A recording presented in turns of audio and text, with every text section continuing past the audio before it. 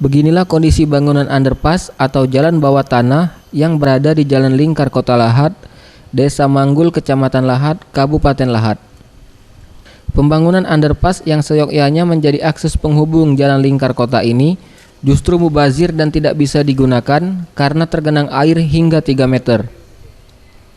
Saat tergenang air, warga sekitar memanfaatkan tempat ini untuk mencuci kendaraan bermotor. Sementara itu, anak-anak yang tinggal di sekitar lokasi menjadikan tempat ini sebagai area untuk berenang. Tanpa rasa takut sesekali, anak ini terjun dari jembatan setinggi 7 meter. Dan ada juga yang memasuki genangan air dengan menaiki sepeda. Salah seorang warga setempat, Dalius, mengatakan, sepengetahuannya pembangunan underpass merupakan proyek Kementerian Perhubungan.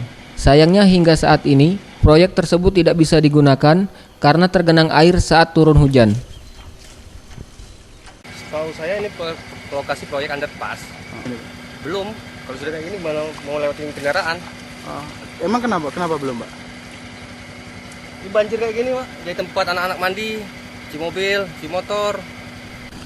Proyek pembangunan underpass ini merupakan proyek Kementerian Perhubungan yang dikerjakan oleh PT Catur Bijaksana sebagai kontraktor pelaksana.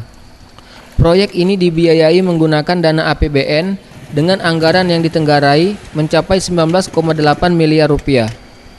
Di lokasi ini terdapat 1 unit mesin pompa air untuk mengatasi genangan air. Namun hal tersebut sia-sia karena saat turun hujan, debit air lebih tinggi dibandingkan dengan debit air yang bisa dialirkan mesin pompa ini.